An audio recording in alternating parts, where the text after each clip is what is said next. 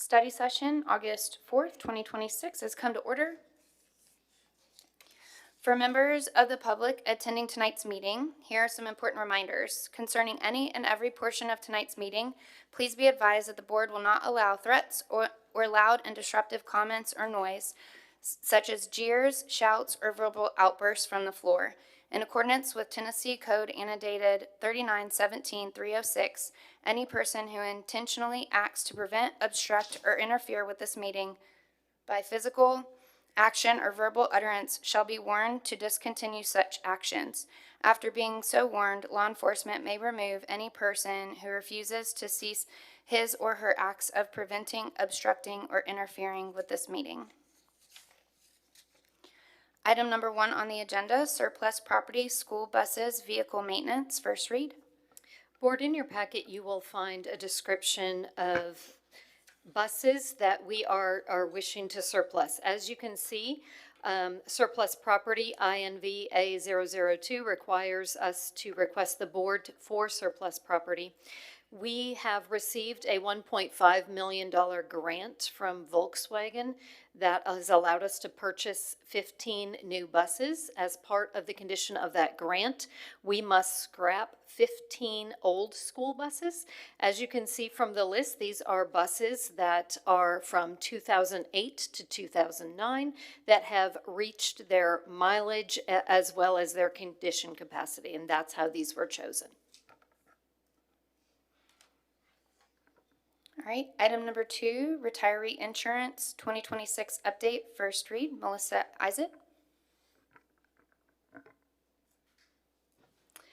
You should have received the retiree insurance benefit recommendation in the board packet. We review our retiree participation every year, and it continues to be a very valuable benefit.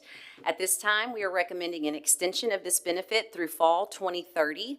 As of September 1st, we will have 138 CMCSS retirees participating with an annual board cost projected at $854,815. All right, item number 3, August federal budget amendments, first read. Mr. Jeff Taylor.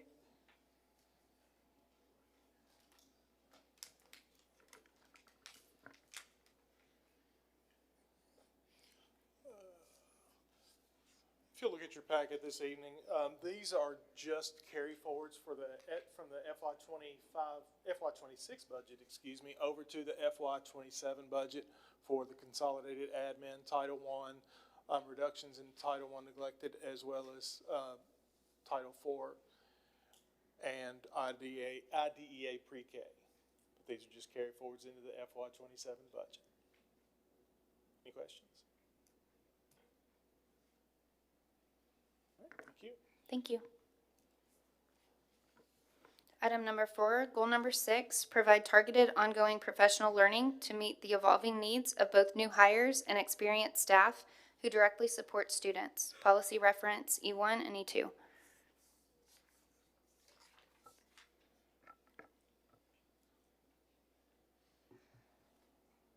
Good evening, board. I'm excited to present to you this evening. My name is Tina Smith. I'm the Director of Professional Learning. Goal 6 is our goal for professional learning. Since I'm presenting to you so early in the school year, I want to take just a little bit of time to talk about some of the accomplishments we made from last year in 25-26, as well as what we will do this year to accomplish that goal as well. So if we start off by looking at our numbers from last year in the 25-26 school year, on the graph you can see our overall total of professional learning that was accumulated just within the district, so over 200,000 hours of learning for our employees, which is wonderful. A lot of learning is great, but we want to make sure that it is also the right learning. So with that in mind, we use a lot of metrics to determine the appropriate content that is needed for our learners, and we also want to deliver it in the correct format. So as you can see here, most of our learning happens synchronously in person. We also do some learning via Zoom when it's appropriate for the content so that our learners don't have to drive across the district to have access to learning. Some of our learning is also asynchronous, so that employees can access the learning anytime, anywhere, and complete it at their own pace. So we're maintaining about the same balance there of synchronous versus asynchronous learning. Now, in addition to the type of learning, we also want to make sure that the learning meets its mark. So we look at a lot of different benchmarks to measure if our learning is meeting employee needs. One of the very first things that we look at, though, is the survey data that our employees complete once they finish a learning activity. So in looking at this data, you can see the level of agreement is 96% or above for each one of those metrics. And we actually had over 13,000 completions of our survey, over 700 more than last year. So we're excited to still see those numbers standing strong. We have been focused on our new hire needs for quite some time now. I've shared over the last couple of years some of the adjustments that we've made for learning needs for our new hires. So some of the things that we've done are differentiating their learning pathways to make sure we're meeting their needs. We've given them classroom management training prior to them stepping foot in the classroom. And we have also been providing district mentor teacher support. So while those measures have been in place, one of the exciting data points that I would like to share with you this evening, you can see to the right, the number of same-year resignations has been cut in half since those supports have been in place. And we've also cut in half the number of late hires that have had to, teachers that have had to be hired after the start of the school year. So both exciting data points to see that these are having a positive impact. Now, I know Human Resources often shares retention data with you. Tonight, I want to narrow that focus in because they usually share retention data from all employees across the district, but we're just going to focus in on our new hires since that's the group we're looking at currently. So just our certified new hires from last year's cohort group from 25-26, we retained 88% of those hires, which is a wonderful percentage. We're headed in the right direction. It continues to improve. But when we narrow in within that cohort, we can see that the employees who were already CMCSS employees and then transitioned from the classified position that they were in into a certified teaching role, we retained 92% of those employees. So we love seeing that we really retain those employees, and that's why we have such a focus on supporting our classified employees as well. We have had 33% of our employees come from our classified pipeline, whether it is from our teacher residency program, or if they're in an educational assistant position, or maybe from our substitute program, any position that they held and transitioned over into a classified employee. Last year, 33% of our new hire cohort into certified teaching roles came from those classified pipelines. Now, that's why we really love to make sure that we're providing learning for those targeted groups as well. So we've worked really hard. Last year at the beginning of the school year, we had 37 courses aligned to meet their needs. This year, we are starting the first semester off with 60 courses. So we're continuing to build learning and have access to those things to meet those employees' needs as well. Now, continuing on in 26-27 to highlight some of the things that we're going to continue to work on for this school year. We know learning never ends for our educators. As soon as the 25-26 school year wrapped up, they jumped right in and started learning and preparing for the 26-27 school year. So we spent a great week in July at West Creek High School. I said July, in June at West Creek. We came back together at Kenwood in July. We had over 1,200 learners join us in June and almost 1,600 in July. They already accumulated over 23,000 hours of learning before they ever came back on calendar. So we're working towards that 200,000 again for this year, hopefully. This year, one of our focus areas is going to continue to refine our learning structures. So we're going to look at summer learning events, how and when those are happening, and how we can continue to improve that process. We're looking at our online learning and how we can improve how learners access and take advantage of that learning as well.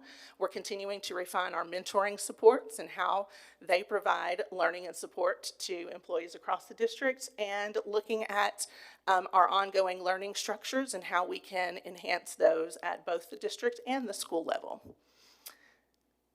So continuing to build new learning, one that I wanted to highlight for you tonight is our Leadership Elevation Academy. So our leadership academies are normally geared towards people who want to learn to then become a leader, but this is an academy that we built for people who are already currently in leadership roles or people who have already completed our leadership academies. So this was a way that they could all come together and learn and grow and push each other's thinking. And this one has rotating content, so it's not just a one-time academy. They can participate multiple times if the learning that year happens to align with their needs. So those are a few things that I wanted to highlight for you this evening. Do you have any questions?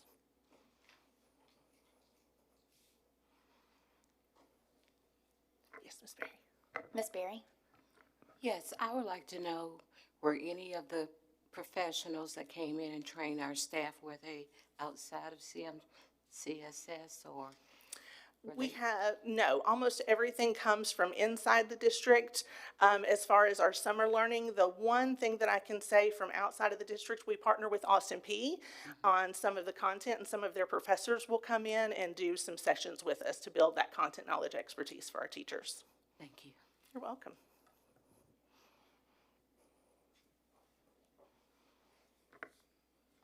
I believe that's it. Thank you.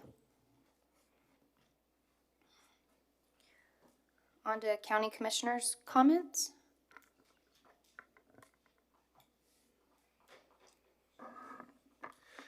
I will be as brief as I can. First of all, I'd like to remind everybody, as if any of us have forgotten, we have an election Thursday. Please vote. Second, this is something I've been working on for a few months now, and I have talked to some of our amazing staff members to my right, as well as a couple of other folks regarding access for deaf and hard of hearing. I did not want to talk about this at the last meeting since there was so much else going on, and I did not want to steal the thunder from the important messages that were being given by the parents in the room. So tonight I want to give a big ask to all of us that are going to be remaining after this election, and that we provide American Sign Language interpreters for the broadcast meetings. I have made that ask of our county commission. There are some things in the works for there, and I'd like to make that ask publicly here as well. Those of us that are deaf really have a hard time following. I use an app for Captions, and they're not always the best. And it's really important to be able to provide access without any kind of special clicks or retirement, click here to get Captions, that sort of thing, so that people that are deaf and hard of hearing to be able to participate publicly in a world that they oftentimes feel shut out of. And I know a little bit about that. It's easy to kind of feel like that you're not part of that. So don't let a lack of participation now coerce you into thinking that it's not really necessary. The American Sign Language is a language in and of itself, and is also one of the few languages that is protected under federal law with the Americans with Disabilities Act signed in 1991. And it is very important that we provide that level of access for the people in this case, the thousands that I know of, that use that as a primary method of communication. And I know there are several policies within the schools themselves which are amazing, and those policies were in place that allowed me to be able to thrive in the 1980s. So I know that the schools themselves have gotten a lot. There may be some work that I don't know about, but when it comes to public meetings that make decisions for those schools, having that access is absolutely critical. So that is the comment that I have tonight. I thank you for your time.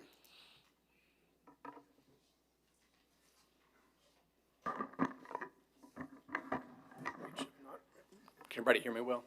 Dr. Vetter, I have just a brief question, and if you can't answer tonight and get back to me, that's fine. Of the 15 buses that were to be scrapped, I know we had talked previously that the school was going to donate a bus to the sheriff's office for the litter abatement program. Is that included in the 15 or? No, sir, that's separate. We have already done that, and so we have done one, I know, for the sheriff's office. We have also done one for the library in the past. These are 15 separate buses. Yes, ma'am, thank you.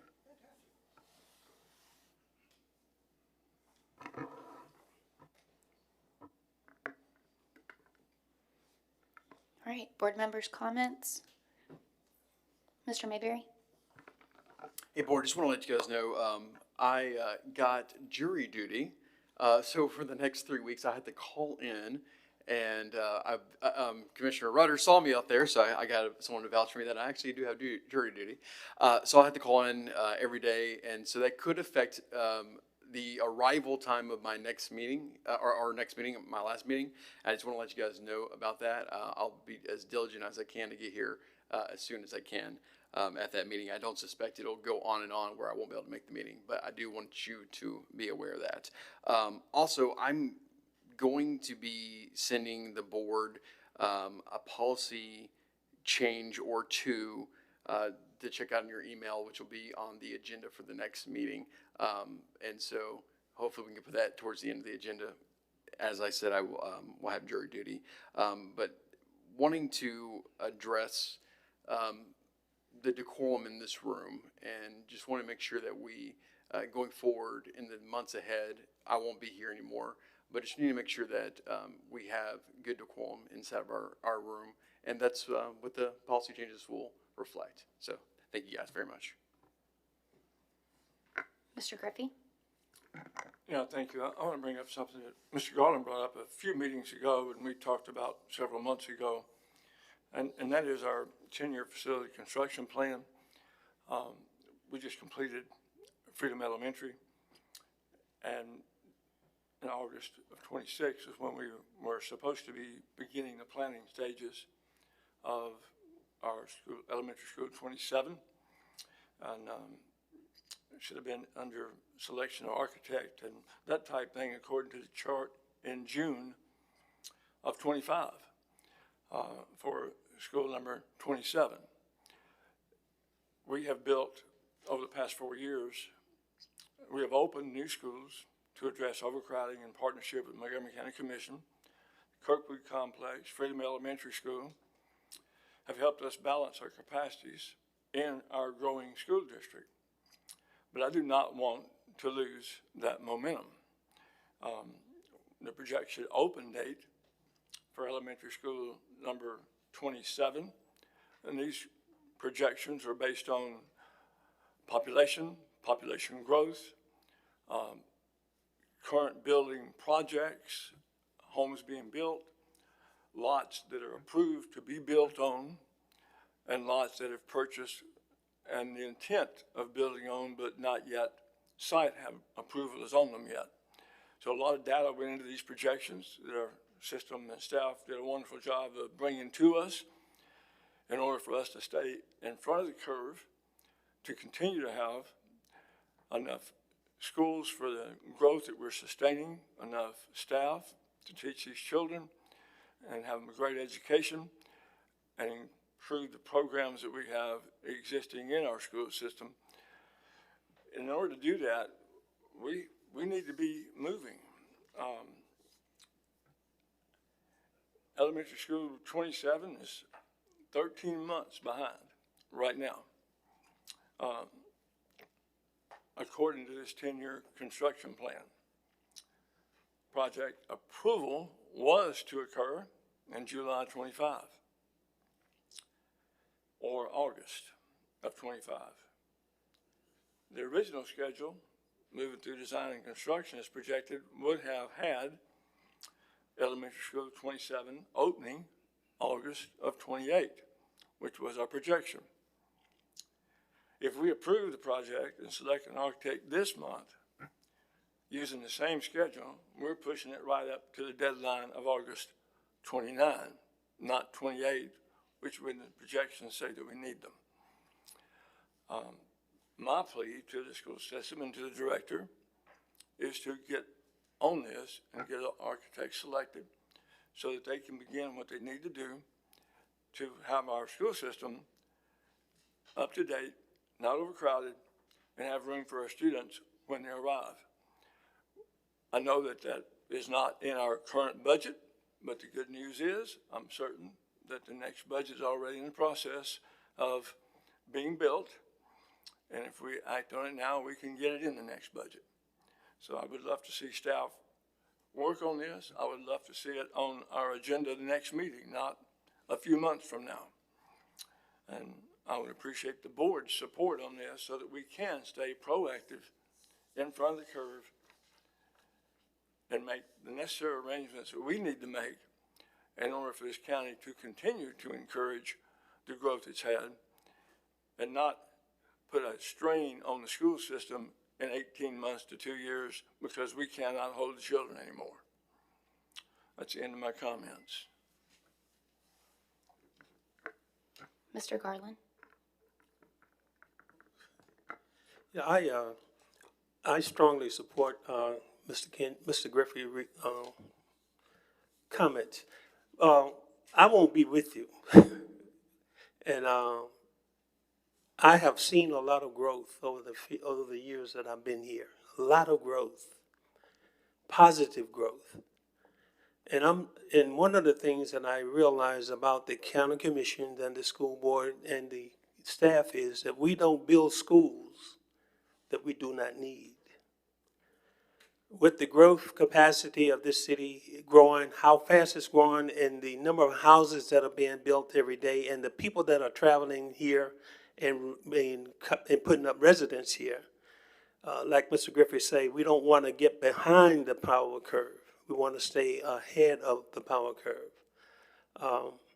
No, I won't be here to vote on that plan, but I do strongly support that something be done to try to to stay ahead of this curve. Because once you get behind, it's hard to catch up. You know, I remember when we first came on, one of the major problems was we didn't have enough teachers because they cut teachers because they didn't want to pay. But then they started bringing the teachers back, and then more children began to come, and we built more schools, and everything began to plus up. So I encourage the board, those that will be here during that time, to strongly support this project, because whoever it is that you choose to actually do the plans, I do strongly believe that this county commission is now pushing 2-story buildings. First, you got to find the land where you want to put it, and then you have to find the design how you want to build it. All of that takes time, ladies and gentlemen, and if we don't get started now, if we wait 1 year, we're going to be 2 years behind.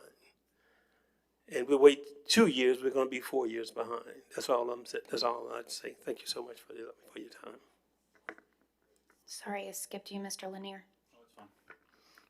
Are you at, Mr. Griffey, are you asking for that to be put on the agenda next month for the architect selection? I asked for it to be put on the agenda the next meeting. Next meeting, I mean, next, Yes. that's what I meant, sorry. Okay, thanks. So a couple of things we've been doing. If y'all were following the city budget, I've attended most of those meetings, and $3.3 million is on the table. It was voted on by referendum. I've spoke to the city quite a few times, sent them letters and everything else. So if y'all would like to join in that and call your local city councilman That was put on a referendum and voted on by the people, that 20% of the local option sales tax, which is not your property tax, which is the tax that everyone pays that comes here and does something in the city. Every hamburger that's bought, everybody from Hopkinsville or whatever pays part of the due towards the school system. So if that gets changed, that will really change how we do our budget. I've gotten with CMCA, they've got some speakers at this next meeting coming up. We did the back to school bash. We gave out socks, about 6,000 pairs, I imagine, or more. It's hard to count. A couple of things we've done is with the radio station, we called Cue Up the Classroom.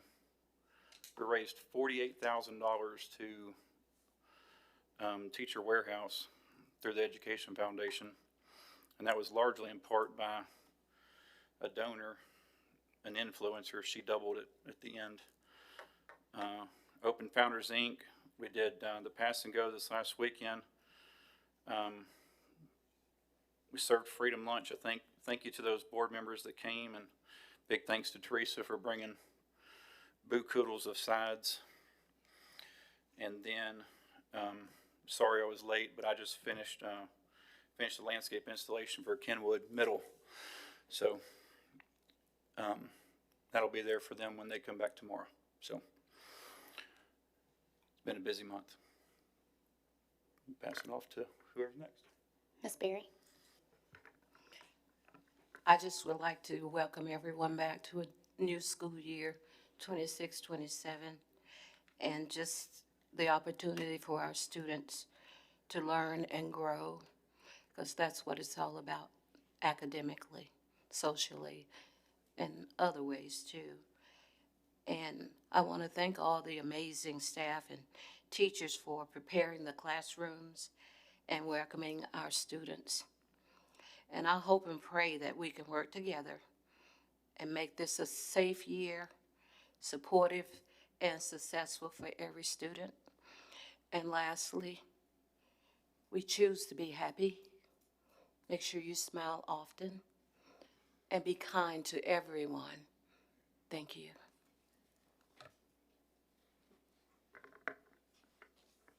Any other comments? Ms. Crossland?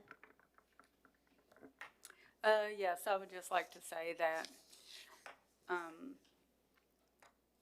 it was really nice going and cooking for the people, for the staff of Freedom Elementary. I enjoyed that very much. Thank you. And just going and walking through the halls of the new school was beautiful. And I know the children tonight that are going and to the open house, they're going to be excited to see their new school. And I really enjoyed it. That's all.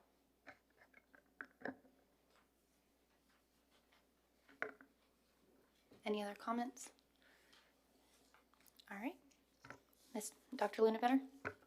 Good evening, board members. This week marks one of the most exciting weeks in education, the beginning of the school year.